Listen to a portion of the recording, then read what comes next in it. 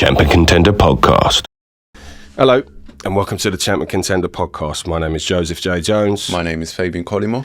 And we interview the champs and the contenders of this world, all the way from my little pub, the Champion Contender, in my back garden. We interview musicians, athletes, sportsmen and women of all kinds, and we especially love interviewing boxers. And today we've got a true contender sitting in front of us, none other than Sonny, the Instigator Hardy. How you doing, mate? You all right? Very well, thank you. Yourself? Yeah, good. We're good. Thanks for coming down. You just had a training session, didn't you, in Hornchurch? A couple of hours ago. I've had a little bit of a rest. feeling all right? I've managed to freshen up. I'm good. Yeah, mate, you look good. You look sweet. Listen, Sonny, for those who don't know you, tell us who you are and what you do.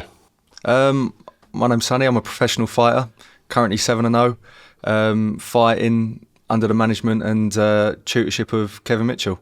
Oh, brilliant. Lovely. Well, let's go straight into that then. Yeah. So, professional fighter, right? So we heard about you from good friend of the podcast, Kevin Mitchell. So we were like, we want some young talent in the room, and straight away, told us about you. I think he was in the back. He was like, "Oh, you should interview Sonny," like on a voice note or whatever. I mean, how did that all come about with Kevin Mitchell? It's a funny one, really. So I remember being a baby. I'm talking 11, 12 years old. I barely had any fights, 4 or 5 fights maybe. And I was fighting on a show. I was no good back then. I was useless.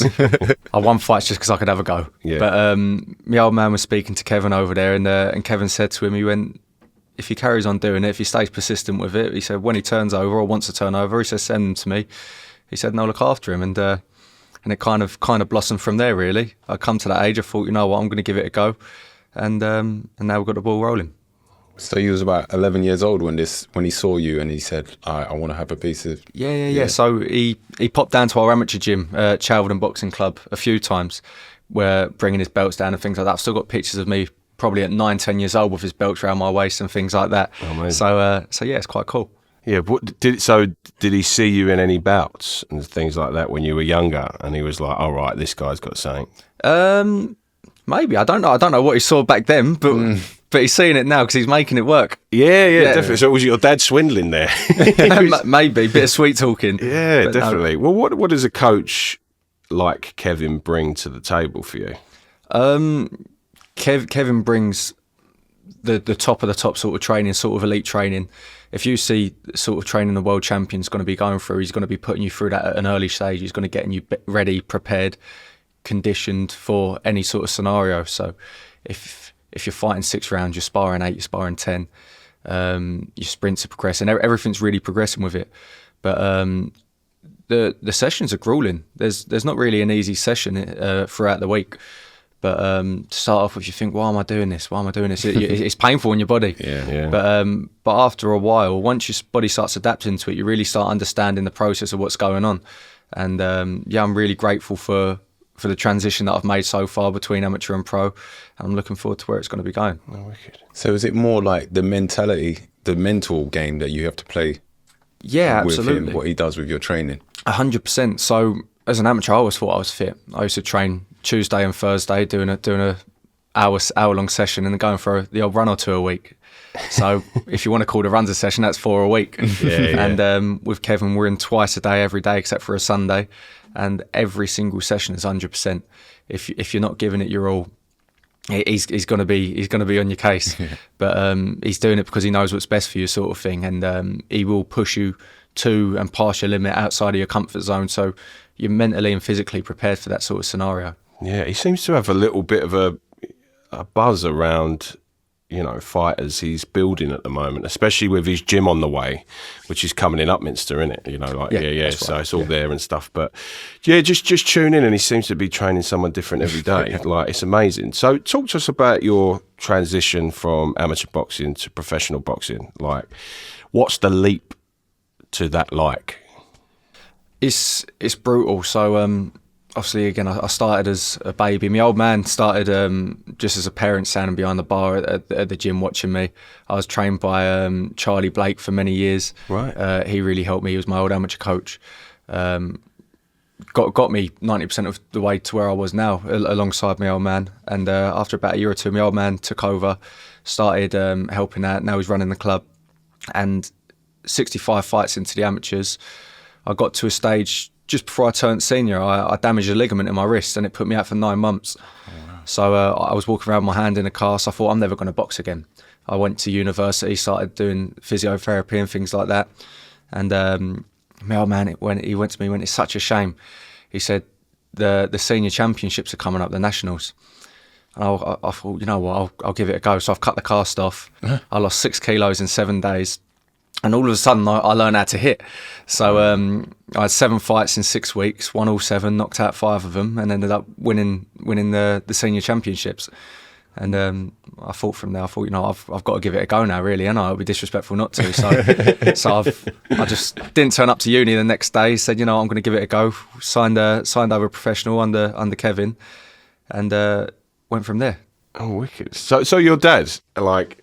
I mean, I wasn't sure if is he in your corner as well as Kevin Mitchell and that, or is it just like, you know, he's just there, very supportive? He's very much in your corner, is he? Yeah, he's the seconds in the corner. Wow. Yeah. Okay, wicked. Yeah. So he has experience in terms of training and, you know, all that. Yeah. Listen, he knows me. He knows me inside and out, as well as Kevin's getting to now as well. So my old man was in my corner for 65 fights as an amateur. 65 amateur fights. We travelled all around, travelled to Dublin, different places, fighting European world champions, things like that. Yeah. And it's nice to be able to bring them on a journey as well. Yeah, definitely. I mean, you look at the journeys in terms of like, well, Big John, and Johnny Fisher together. I mean, it's lovely to see for the, you know, there's a side of boxing now. I feel that you almost need more to shine sometimes than just being a great boxer, you know what I mean? Of course. Like, you need to have, like, the world wants to see you. Do you know what I mean? Like,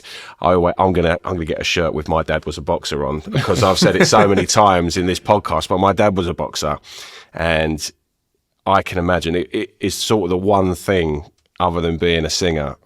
Like, if you went, what would you want to be if you couldn't be a singer? I want to be a boxer so bad, because I loved it with all the training, and then, you know, you had little bouts and stuff like that when you were sparring. And I went to on Church and Elm Park, but like, my dad was always there, and it was like a great, like, you know, like a feeling of, you know, trying to impress your dad, I guess. It was. I had some situations where I did think that the exact same, as I was doing a lot of it for my dad as much as I was myself. I never done it solely to impress him. No. But that was always in the back of the mind. That was always what pushed me that one step further. He was, without realising, he was much more of a motivation to me than what he intended to be. Yeah. But as an amateur, we used to bounce off each other, argue, clash, as son and dads do.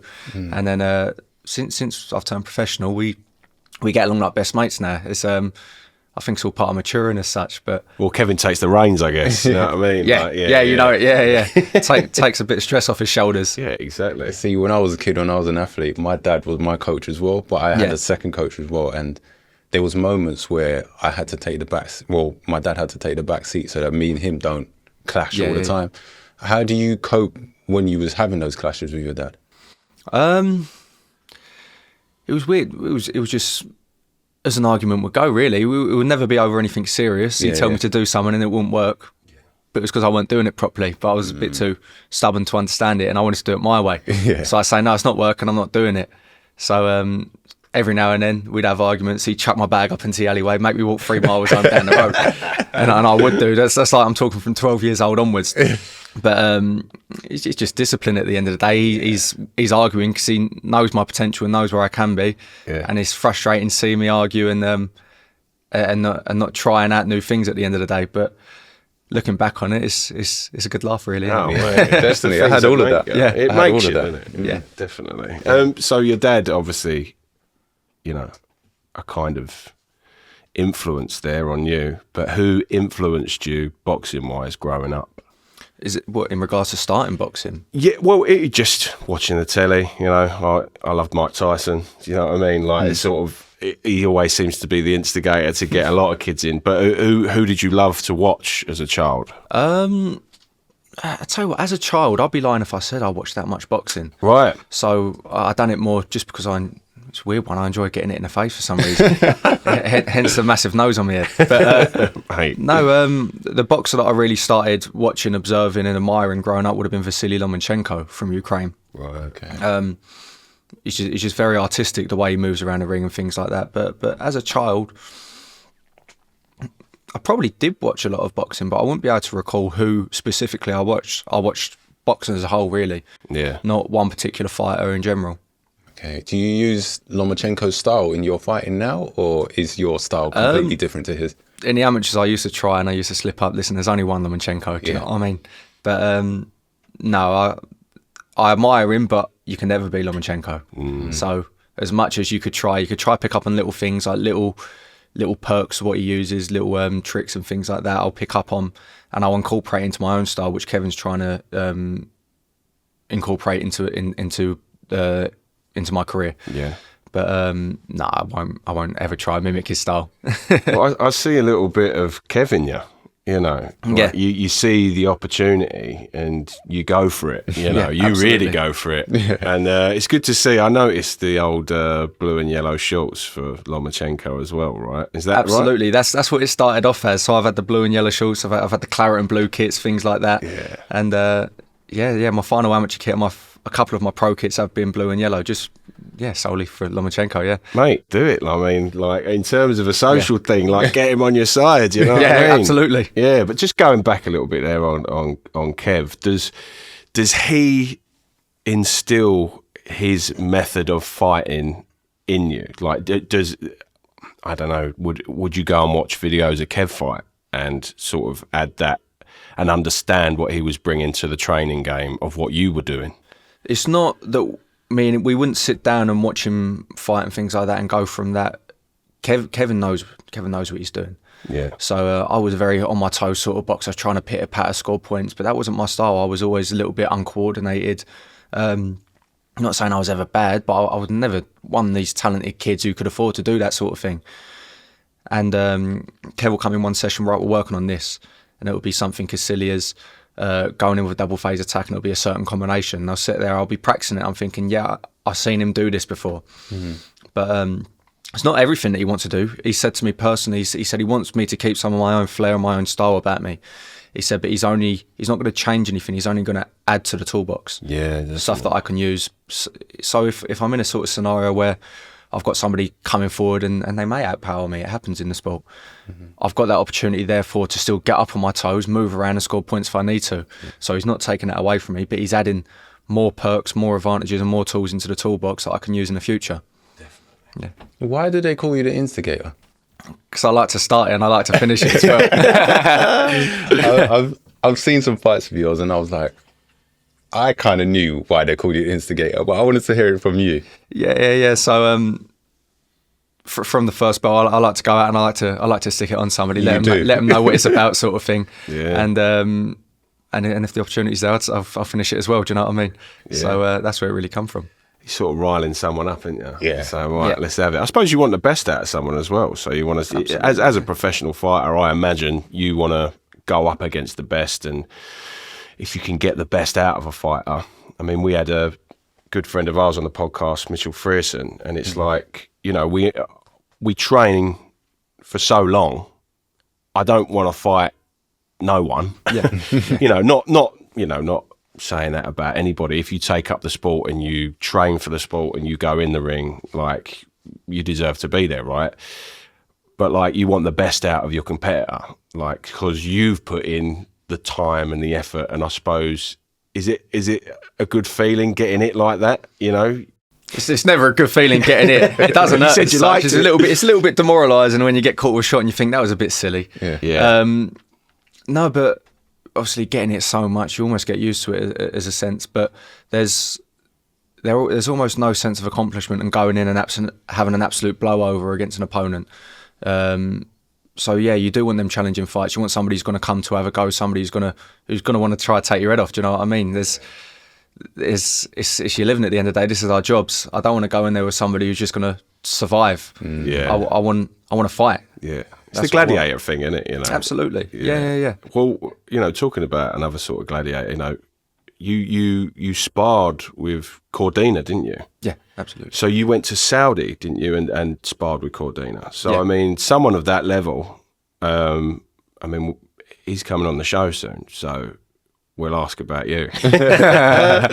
But what's that like, sparring with Joe Cordina in the ring? Oh, it's brilliant. I started sparring him to start with a couple of years ago now, maybe. And I was getting caught with every single shot that he threw, and every single shot that I threw wasn't landing, whether it was being deflected from the gloves or he was moving his head. And it was really humbling experience because I wasn't used to that. I wasn't used to boxing at that sort of caliber. And as we progress, he's given me the opportunity to spar more and more rounds with him. And now I feel like I've gotten to the decent standard where he can benefit from the spars as such as well. Listen, I'm under no illusion at all that he can butter me whenever he wanted to. Yeah. But going out and being able to do the rounds with Cordina and being able to help out, and him helping me more especially in this sort of circumstance, I'm forever grateful for it. Listen, I see Joe as a good mentor as well, as a good friend as well. I take a lot from him. I take a lot of pages out of his books, and I like the champion that he is. Listen, he's not one of these people who's going to brag or try to play up to this false demeanour all over the internet. He's himself, and I think that's what I admire the most about Joe. Yeah. Did you learn a lot from him when you went out there to see the professionalism from the camp? Absolutely. Outside of the sparring sort of environment, it was just the lifestyle you got to live. You're living away for a whole month, away from your loved ones, away from your family, away from your friends.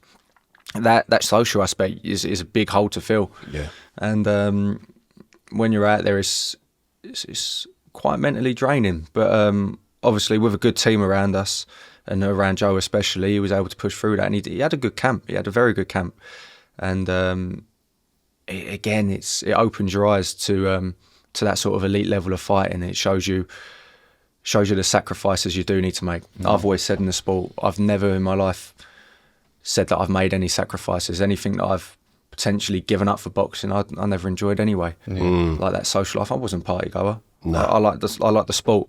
But then when you take family and friends out of the scenario as well, now you're making a sacrifice. Yeah. And to do that camp in, camp out all the time, travelling down from Wales all the time for Joe's sort of experience, it takes a lot on your body. Yeah, I was messaging him today. He said best of luck. He's having a operation at the moment. So yeah, hopefully he comes out all good and whatnot. I mean, I can see him. You know, all the stuff that's going on behind the scenes at the moment, I'm sure he'll find his place. And he's too classy of a boxer not to. I think he's set to win something. And I do feel like, just on a commentary basis, that was a very unlucky slip of the punch when the ref stopped that. You know? 100%. It just wasn't 100%. Right. It was like, I felt like he could have taken the breather, Joe. But I suppose when you're in that moment, it's like, I want to get this done, and I think he could have got that done. You know, I think it's unfair. You know, he's not getting another shot because he's such a slick boxer. Yeah, I agree. Listen, I believe he's a better boxer out of the two, but it's boxing. It's what we sign up for. As unfortunate as it is, it can't be changed now. Yeah. And I know, it's not that I believe, I know that Joe can come back and become a 3-time world champion. Yeah. And especially at a new weight class, it'll be even more impressive. Yeah, I think he's got all the attributes. Like, there's no doubt about it. You know, and is there a record he's going to set if he does become? It'd be like one of the youngest three-time world champions. I'm sure it's like a record in there. Don't quote me on that. I might have to edit that out later. Let's talk about your toughest fight. So far in the pros, any. It's an awkward one. As an amateur, I always had my boogeyman, my bogeyman that I couldn't get past. I hit 4 national semi-finals in a row, and I just hit the post every time. Fighting against GB boxer Patrice Malguzzi. Unbelievable fighter, absolutely unbelievable. First time I fought him, I got told to go out there and have a war with him. And I took that a little bit too literally. I had 2 points off. He's tall, rangy, powerful. He's got a little bit of everything. He's class. Horrible little southpaw. That's the worst. But we all hate them. Absolutely. Yeah. That's what I've been sparring this camp, getting used to it. Right. I'm enjoying it. But I boxed him 4 times. First 2 times were unanimous, then it was a 4-1 split, and the final time was a 3-2 split loss. So just hit the post every single time. But it wasn't my toughest fight in a sense that I was getting my head pinged off and things like that. It was just frustrating. He was just slick. He was making me miss. He was making me hesitate, making me think. But I'm going back a good few years now. I'm talking, I must have been 16 the last time I fought him. Right, yeah. But I've progressed a lot since then, and hopefully, if he turns professional, that'll happen in the future. That was the question I was Absolutely, going to do. yeah. Listen, I like him. I wish him all the best. He's a great fighter and a great person, and I admire the ways he's progressed through the amateurs. He's smashed it, really. Yeah. So, I'm looking forward to it. Can you switch southpaw? Yeah. Yeah, just... Yeah. Right. Is that why you could do anything. Yeah. Mate, anything like you can, man. Confidence. Set your mind to it. But was that always something in your arsenal, or did that come with fighting against southpaws and switching? Because it's not in everybody's ability. It's not that I switched southpaw against southpaws. Obviously, my next opponent's a southpaw. Yeah. So the whole camp, all we've been doing is fighting against southpaw fighters. Yeah. In sparring and things like that. But I used to, in the amateurs, I got 2 of my final knockouts boxing in southpaw. Mm-hmm. So me and my dad drilled it for months and months and months. It goes back to the fight between Manny Pacquiao and João Marquez. Right, yeah. Marquez being a southpaw, he just treads on Pacquiao's toes right at the last second of one of the rounds, and he drops that left down through the middle and buttons him. Yeah. And we drilled that. But I won't say southpaw for long. I'll tap away, just step back and then let the hands go. And if I see the opportunity whilst I'm in southpaw, I'll go for another phase, etc., etc.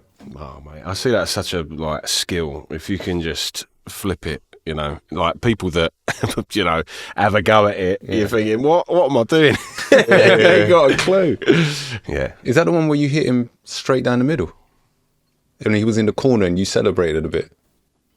I'm not too sure. He was wearing blue shorts. I can't remember. I wouldn't be able to remember. This is, again, going back a little while now. This is in the amateurs? This is in the amateurs, okay. You hit someone with a left straight down the pipe. Oh, that was just an orthodox jab. That was literally just a stiff jab. That was my last fight at the O2, yeah. Okay. Yeah, 2 fights ago that was nice. Before we continue with today's episode, here's a quick word from our sponsor, Blackburn & Co.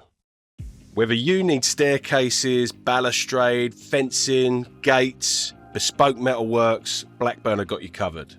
And they offer a friendly and professional service. At Blackburn & Co, metalwork runs deep. This family business spans 3 generations of skilled smiths, passing down traditional blacksmithing techniques and transforming them into modern welding and fabrication. It's heritage you can trust, built into every piece they create. They work with metal because it's reliable, and their customers choose them for the same reason. Fully insured and proudly accredited by CHAS, Construction Line, SMAS and Safe Contractor, Blackburn & Co deliver work that's as safe as it is solid. From large-scale commercial projects to customer pieces for your home, ornate gates, bespoke balconies, railings and more, no job is too big or too small. They offer a full service from design through to installation. If you want to contact them, call them on this number. That's 01277 674299. Or better yet, to go to their website, click on the link in our bio on Instagram or click on the link in our bio on YouTube. Right, back to today's episode. Well, the old O2 and all that now, I mean, it's obviously going in a bigger direction, right? Bless York Hall, what it does for young fighters and, Bethnal Green in particular. We're an East London-based podcast, West Ham, West Ham boy. Arsenal. Yeah, man. Fighting in York Hall. I mean, what does that feel like? It's selling out something like York Hall for your fight. Oh, it's incredible. Listen, York Hall's such an iconic venue. I dreamed of fighting there since I had my first amateur fight. I'm talking, 11, 12 years ago now. Wow. And to be able to fight there's not one bad seat in the house either. Mm-hmm. Doesn't matter how far away you are, whether you're standing seat, sitting at the balcony up top, every seat is a good seat.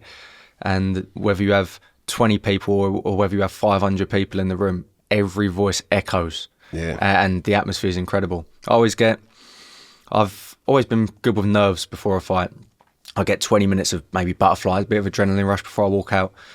And I walk out onto the stage and I hear every single voice from every corner of York Hall come out, and you soak it up. I box well with a little bit of pressure and I soak it up and I go, this is real now, this is happening. And I realise how far I've come and how many supporters I've got and how good of a fan base I've got. Yeah, definitely. How do you find it selling your own tickets?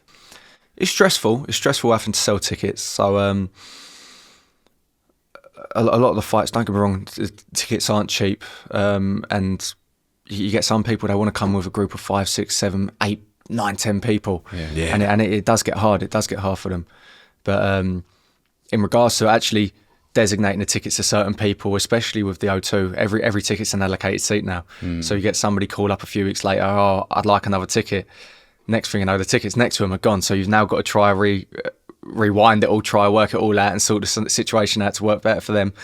But I've had it sometimes. I'm running around the night before my fight still dropping tickets off. Yeah. I've had it most times, in fact. God, you don't need that, do you? No, it's stressful. It's stressful. You got a couple tickets going?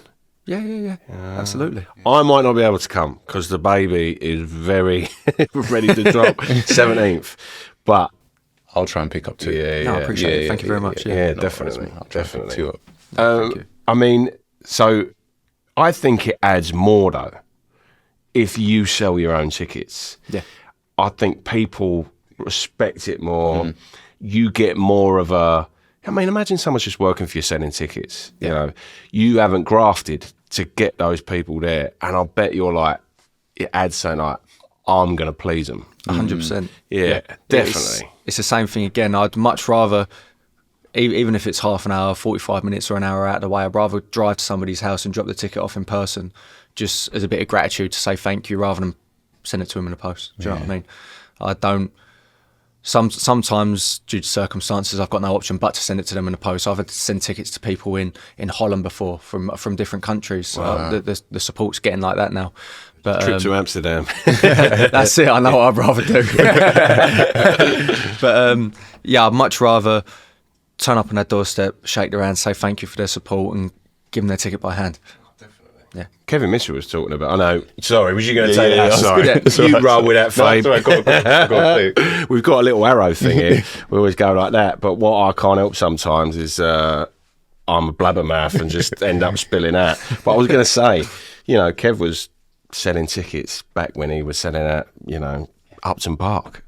I mean, that in itself, what a feat. But Absolutely, yeah. all right, you sell at the Bowl. Yeah. London Stadium, you're going to do that, or 100%. Yeah. 100%. That's the main stadium for me. Yeah. On top of Wembley, on top of Madison Square Garden, London Stadium's the one for me. Not the Emirates, no? No, London Stadium. London Stadium. Don't worry about the Emirates. Has Kevin give you any like tips of how to sell and how to get more of a following? Yeah, so what I'm doing already in regards to promote myself, on social media, I promoted myself from a young age anyway, because I've always had aspirations of where I could be in the future. I've always looked beyond where I am now, and it's benefited me a lot. I know I haven't got the greatest following at the minute in regards to publicity-wise and things like that, but it is constantly growing. And the thing that I'm most grateful for is that the vast majority of the people who do follow and support me are local, and that's the reason that they support me. They want to support their local boxer, their local the local man getting punched in the face. yeah, the local lad. Yeah, absolutely. So I'm fairly well known around the area, and it's nice to be able to just pop out to the shops and somebody saying hello and things like that, and how have you been? But I think it's more impressive in my own eyes that I've managed to grow a local fan base than just a vast fan base from people all over the country, all around the world sort of thing. Starting local and building upwards is what I've admired the most, I think. Well, like, this is going to sound a weird analogy to what you're saying, but bands that I have loved growing up watching over the years always started in the regions. Yeah. So if you look at Arctic Monkeys, they would go to all the regions, and especially, you know, their area of Sheffield and things like that, and they would just grow it, and then they would take that growth and they would move it across, you know, go to Leeds, and then they would wherever, and then bit by bit, you got the regions, bang, all of a sudden you're selling out the Bowl. Yeah, you know what I mean? absolutely. But that's the beauty of, like, going back to what you're saying, like, you're a West Ham fan and your dream is to sell out the London Stadium. Like, why, you know, good to you. And our fans are the sort of fan base that get behind one of their own. Yeah. I mean, you've seen it with Kevin. Our fan base just jump on it, don't they? Like, they just love because we're a bit of a rough and tumble team. Yeah, you know? absolutely, 100%. I do believe we've got one of the most loyal fan bases. Sorry, in the country. Yeah, that's all right. You can say what you like. See, I've heard it all in here already, man. I was ganged up the other day had a couple of Arsenal fans in, didn't we? And it's like, it feels horrible when you're in your West Ham pub and all that. Was that before or after the game the other day? Oh yeah, it was before. It was before. I told you. Did you see me when I did that? I was like, please don't. Do you go to the games? As much as I can do, yeah. Yeah. Typically, it will be the Sunday games and things like that. During the week, I struggle getting to them.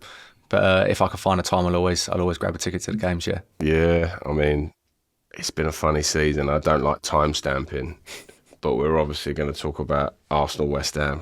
I mean, what a lovely, beautiful game that was. What a good result. Jared Bowen, he always scores against you, man. Yeah, he does. Yeah. Last 2 appearances, wasn't it? Mm-hmm. Yeah. I'm very silent right now, aren't I?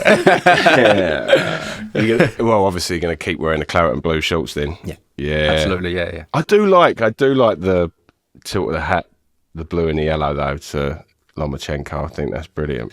Yeah, it was not just that. I did genuinely like the colours as well, to be fair. Yeah. But yeah, I think the claret and blue is more of a meaningful kit to me. Yeah, definitely. So you're from Wickford? Yeah. Right. So talk to us about the first gym that you trained in round there. You did mention it. What's it called? The Charlton Boxing Club, Charlton Amateur Boxing. So as Charlton, have there been many other professional fighters come from that boxing club? There's been a few. We've had Billy Wooders, Lee Martin and Richie Gray, Mark Rice, and they all had a good go at the pros. And but we've never been a massive club where every single person knows our name. We've been quite of a discreet club. We started off as an old boiler house for the estate. It's been there 25 years now. Wow. But it was the first ever club that I went to. So I've not been one of those who bounce around amateur clubs all of their career. You get some people, they've been to 7-8 clubs in the space of 3-4 years. I stuck at Charlton from 8 years old up until 20 years old when I turned professional. So for 12 years I was there. Started off under the tutorship of Charlie Blake, Baldy. Wow. And he helped me get where I was. He's the same. He's dry as they come. So if he thinks you're doing something wrong, he'll tell you something's wrong. If he thinks you ain't worth training for the day, he ain't going to train you for the day. But he really helped progress me onto it. Wow. But yeah, I've got a lot of time for Charlie. He helped me out a lot of the time. Whenever I had a problem, I go around his house. We do strength conditioning around his house, and he's got a little gym out back. And he'd always spare some time to help anyone out, sort of thing. He's a lovely, lovely man, and he's a big part of my journey in my eyes. Big shout out to Charlie. Yeah. Tell us about the moment you turned pro then. Like, was that, I mean, that must have felt amazing, right? You signing a contract to turn pro and you know you're going to be a professional boxer, what you 100%. fought your life for. It didn't set in for a few weeks, so I signed it off. I made the announcement on social media, and then it was when people really started sitting down and speaking to me, what's it like? And I'm thinking, I don't really know what it's like at the minute. It's not set in. I've not started a camp yet. It didn't really kick in until I started my first camp. As soon as I got my first fight date, then I've got it in my head. I'm a professional now. This is real. This is my life now. Because only a few months before I turned professional, I was in university. At the end of the day, I didn't even just drop out of university. I just stopped going. I just stopped going. So you're still a part of it. I don't know if I'm enrolled or not at the minute, but I just stopped going. What was you doing? Physiotherapy. Oh, right. Yeah. Okay, so you can knock everything back in place. Absolutely, if anything does go. Oh, right. Oh, dear. What makes you stand out in the lightweight division? I think a lot of it's just the attitude I have inside of the ring. Like outside of the ring, I'm just your normal guy. I'm humble. I don't like trash talk, and I'm not a believer of that. I don't believe I'm in any sort of position to be able to do that, make any call out shit.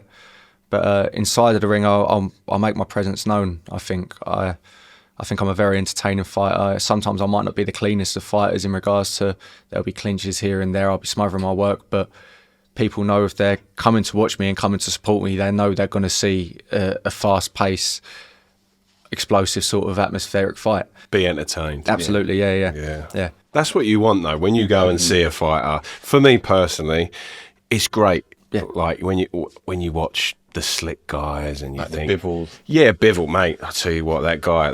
Well, I'm time stamping again. That guy at that time, well, he was just unreal. Like, and you just think, But I do love a tear up as well. yeah, you'd love to watch a tear up. Yeah. I think more. Live. Yeah, it depends what you're at, or where you're at, and like what boxing is to you. Because boxing, you can score points in just touching someone's end of their nose, right? Absolutely. But we want to see the blood. Yeah. It is the You wanna see gladiator. the gore, yeah. Yeah. Absolutely. Yeah. Look, I was going to ask you a question that was going to be, you don't seem like that sort of a kid. Like that would be like, I'm not going to call someone out because I don't like them. But like out of respect, who would you like to jump into the ring with and have a fight with? We're talking about right now or at any point in my career? Let's go both. Who would you like to have right now, out of respect, to have a good fight with? Because you can fight someone out of respect, I absolutely. believe. It's a hard one, you know. You put me on the spot with this one. I think at the minute, being realistic for who would I want to fight now, the answer is going to be Rashid Omo, which is my next opponent. Okay. I think that's the smartest option. I don't want to look past him at the minute. It's a big step up for me. He's a Welsh champion. I'm giving away a lot of age, a lot of experience. He was a multi-time ABA champion in the amateurs. He's won the Welsh title in the pros, and it'll put me in very good stead after I win that fight. Yeah. What's his record? 9 fights, 7 wins. Okay. Yeah, and the only 2 losses he's had have been during title fights. Okay. So he's not ever lost at any sort of low caliber. Okay. So Now imagining the future. I thought you was going to forget about that. No. Look, you don't have to be. If you don't want to answer it, we won't answer it. It's just trying to think of a name, to be fair. Lomachenko. If the money's right, I would. Oh, mate, honestly. Definitely right. Yeah. I'll have to have a think whilst we're talking. I'll have to let you know because I'm really stumped for that. Right. Well, look, we've got a little game, haven't we? Yeah. And I think it's a good little point to do. Obviously, you're in training. You're not going to drink. It's called Shot Stopper. Cool. Right. The game is, I always explain it with Muhammad Ali and Joe Frazier. Right. You pick one. Yeah. I'm going with Muhammad Ali. All right. Then all of a sudden, Muhammad Ali, Tyson Fury. Some people can answer it easily, but I'm going, I don't know. Yeah. That could be, if you can't call it, it's a shot. Okay, cool. So I'm your designated shot stopper tonight. I will do your shots. We've got a list of names here that you got to choose from. So this is shot stoppers. This is lightweights you may face. Perfect. Okay, so we're going to go Campbell Hatton or Jordan Flynn. Jordan Flynn. Why? I don't think Campbell Hatton had the experience enough as the amateurs, and I think Jordan Flynn's progressed well into the pros. He's got that little bit of flair about him as well, whereas in my eyes, Campbell Hatton's much more come forward fighter. He hasn't got that versatility where he can go on a back foot and box yet, whereas Jordan can do both. Okay. Okay. Jordan Flynn or Aqib Fiaz? Oh, that's a tough one. That is a tough one. Don't get me pissed. Should I just say I don't know to all of them? Yeah. I like him. Yeah. I like you. I'd say Jordan Flynn again. Right. Yeah, I think I think Aqib Fiaz would start fast. I think he'd maybe win a couple of the early rounds, but I think Jordan would slowly walk him down and tire him out. Okay. So Jordan Flynn or Cameron Viong? Cameron Viong. Why? I think Cameron Viong, it depends on how many rounds it's over. Anything below 10 rounds, I think Cameron Viong is a little bit more of a technical boxer. I think he can box on a back foot, and I think he can just outpoint and frustrate Flynn. But if Flynn can catch him and get on the inside, he will hurt him. So it's a very, very close one, but I'm just edging towards Viong. Okay. Cameron Viong or Giorgio Vicioli? Vicioli. Yeah. Vicioli, absolutely. Why? I just think I've sparred Visioli personally, and he is so hard to get hold of. And I think he's going to make Vyong miss a lot, and he's going to be landing blinding counters all night. And I think he's capable of maintaining that sort of pace, if not up in an extra gear over the rounds as well. Right. He's Italian, right? He's so blonde for an Italian. I've got Italian family, and it's just like, yeah, okay. But saying that, my brother is blonde and blue-eyed. Right, so Visioli or Reese Mould? I think Visioli for the same reason. Okay. Yeah. Visioli or Luis Silvestri? Luis Sylvester. Luis Silvestri. I'm thinking of the football player. Visioli again. Yeah. Yeah. Okay. So, Visioli or Ryan Walsh?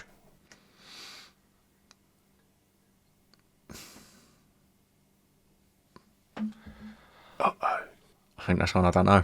Really? I wouldn't be able to say it's it, yeah. a shot. Yeah, that is a shot indeed. Right, what am I doing for you? What am I doing, Governor? What we say? I ain't doing loads. It's Tuesday night. Right. What do you want? Jack Daniels, go on. JD? Go for it. I'll have a little taster. There we go. That's all right, That isn't it? it? Yeah, what do you mean that? I ain't doing no more I than thought you that. said a shot. Yeah, shot to a dormouse. Really. Lovely, thank you very much. You can get me more now, like, if they're like that. Right, okay, who are we on? We're on. We're starting again now, aren't we? Yeah, so we're at Maxi. No. Gary? You couldn't choose between Walsh and Visioli, right? Right. Yeah, so it's Maxi Hughes or Gary Cully. At this moment in time, I've got to say Maxi Hughes. I think he's a very underrated fighter, and he's accomplished a lot. And I think Gary Cully's just coming towards the end of his career now, personally. So that's my reason for that. Yeah, Gary Cully's got a bit of spite. I like Gary Cully. Unbelievable fighter. Yeah. So entertaining to watch. Yeah, I enjoy watching him. Right, here we go. It's not my one, though. Ready? So, Maxi Hughes or Jono Carroll? I'd say Maxi Hughes. That's a very, very, very tough one. Yeah. Because, again, John O'Carroll's the exact same. He will have a tear up for as many rounds as he needs to. But I'm thinking again. You can do it. I've got to say Maxi Hughes. I'll say Okay. Maxi Hughes. Thank you. Maxi Hughes or Mark Chamberlain?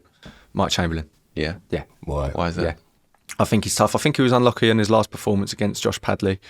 But I think Mark Chamberlain's got that power to withhold and potentially stop Maxi Hughes over rounds. Big shout out to Padley, by the way. Oh, unbelievable, man. What a man. Yeah. Getting that shout out. I mean, come on. Yeah. It's life-changing. Mate, yeah, I mean, that's like, what was he, working on a building site? And then Yeah, he all was, of a sudden- he was working as a Sparky that Yeah, Tuesday, yeah. wasn't he? Yeah. He's gone out. He's been given $500,000 plus a house of his choice, and he's contracted to fight at least one more time in Saudi. Ah, Yeah, that's settled. amazing. Yeah. You said it. He has That's a a no week. mortgage. Yeah, you won the lottery, man. That's just like, well, he held his own. I felt against Yeah, he did. Shakur. I thought I it was think good. so. Listen, there was only ever going to be one winner in that fight, but nobody was ever expecting him to last as long as he did or perform as well as he did. Every time he looked hurt or he looked tired, he'd come back with a 5, 6, 7 shot punch combination, Yeah. like he was fresh in the first round again. Yeah. And it was brilliant to watch. To be fair, I wanted Cordina there.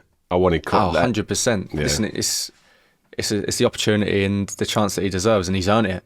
Yeah. What a resume he's got fighting the likes of Rakimov and people like that. Do you know what I mean? Skilled fighter. He'll get the chance. He'll get a chance. Yeah, definitely. Right. Who is it, me? Yeah. So, Mark Chamberlain or Gavin Gwynn?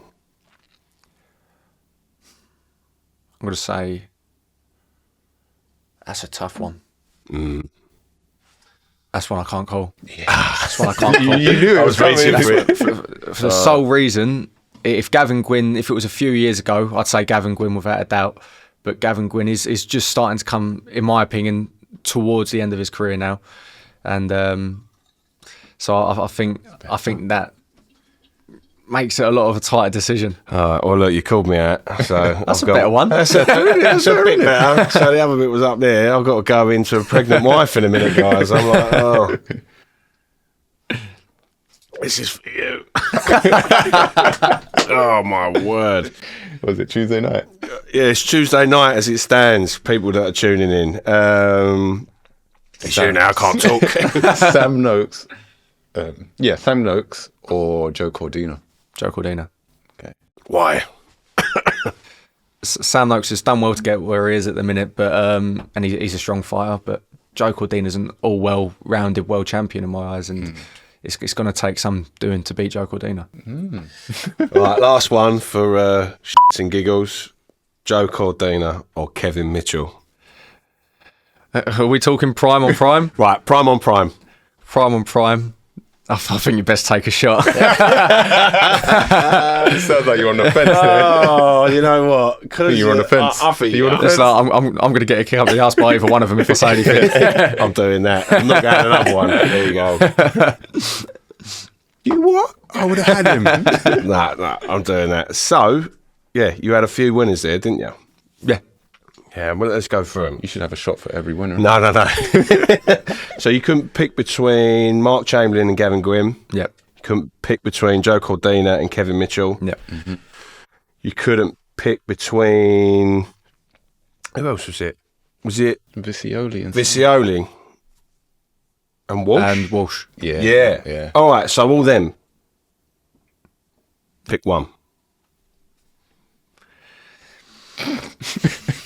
No shots. In terms of, do you know what? It's not, to be fair, it's not about them fighting each other. Yeah. It's what you prefer to watch. Yeah. We always say this, it's your preference. So none of you boxers can get upset. I say Gavin Gwynn out of respect. Okay. For the sole fact that he will come and he will stick it on me until the final bell. And I've always admired Gavin Gwynn. I think he's a brilliant fighter. I think out of that list, I think that's the choice. There you got it. Okay. There you go. Do you see yourself getting a title shot soon?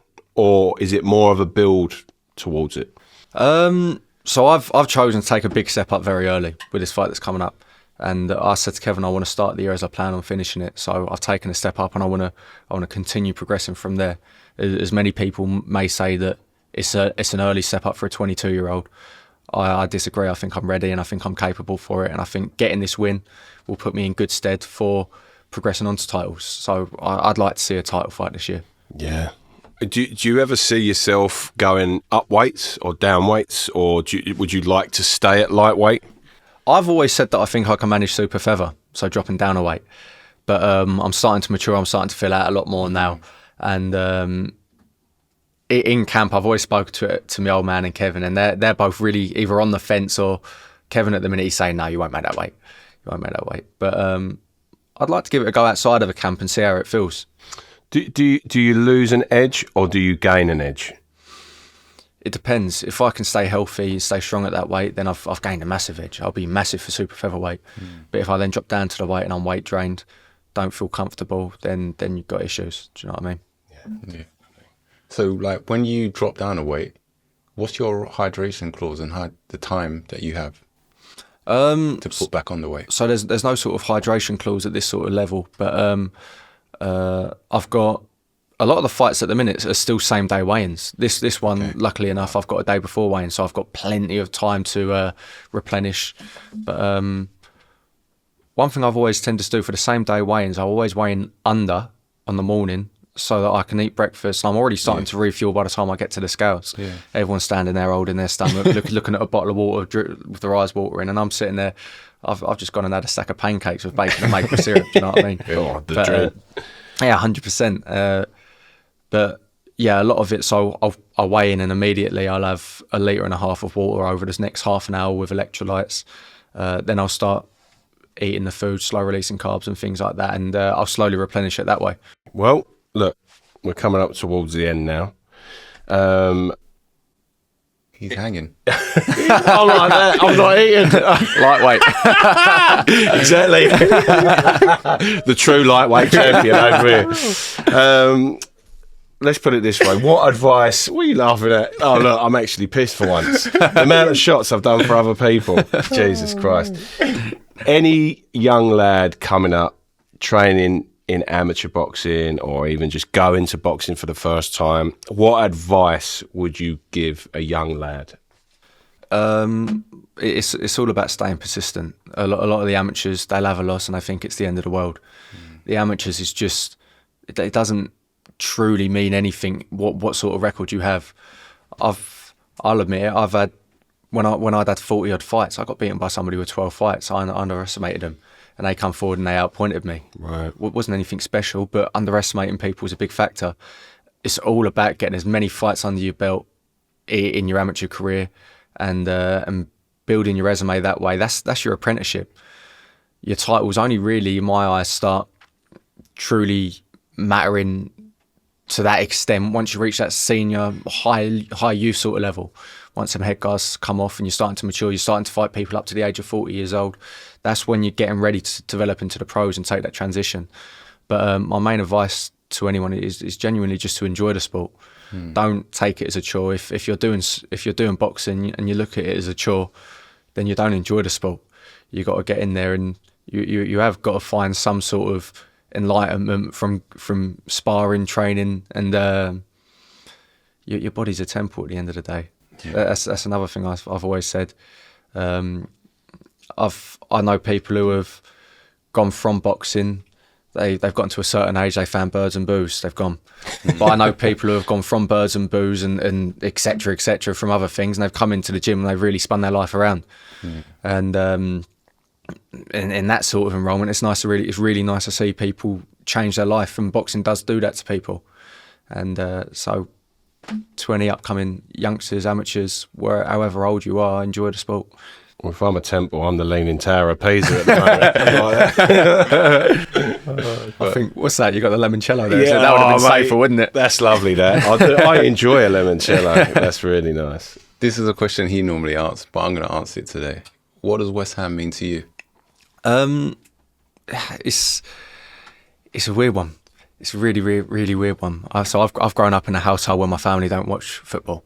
Okay. My mum and dad never watched football. I started watching it about 6 years ago. Wow! And I joined West Ham. The rest of my family, who I speak to, they all support West Ham. Started following them, and it wasn't until I went to the first game, I'm going to say 5 years ago now. It was a West Ham Villa home game, and we won. I think we won 2-1, and from then I really started falling in love with not just football but West Ham in general, and I go to all of the home games when I can. I went to the O2 Indigo to watch the Conference League final. The atmosphere was great, and it's not just the team in general, it's the fan base, it's everything about West Ham that I love. Yeah. If you're a West Ham fan and you see another West Ham fan, you're going to get along, there's no doubt about it. Oh yeah. We're already besties. Absolutely. My mum and dad was originally from Canning Town, so they was from that sort of way anyway. And nice. I'm slowly getting my old man into it now. Okay. I hear him sing the old West Ham chant here and there. But West Ham's become a big part of my life over the past few years, especially. I've grown stronger and stronger into the team. Bubbles, Walkout song. Absolutely. We were talking about that, We was genuinely talking about that. Just do it, because it is the biggest message that you can send to the West Ham fans. I'm yours. Do you know what I mean? Like, we would, if I saw you walked out to Bubbles on the telly, I'd be like, yeah, man. He's one of us. He's my guy. Absolutely. So, you get the following. Listen, it's been amazing talking to you. Thanks for getting me drunk. It didn't take much, did it? It didn't. Do you know what? I am quite hard to get drunk, but I have not eaten all day. I've been like, right, let's get the questions ready, because we have to work as well anyway. We won't go into all that. We won't go into all that shit, Baz. Listen, Sonny Hardy, West Ham fans, jump on it. Listen, easy man. Follow him. That is the bar shut. That's the Champion Contender Podcast. Our guest tonight was Sonny Hardy. Thanks very much for tuning in. Thank you. See you next week. Peace. Brilliant. Perfect. Thank you so much. Mate. Really appreciate that. That was good. Yeah, really good, man. Yeah. Listen, if you ever want to come and watch a game, you can come here anytime. 100%. No, I appreciate that. I'll take you up an offer. No, definitely. Come and watch a game whenever you want.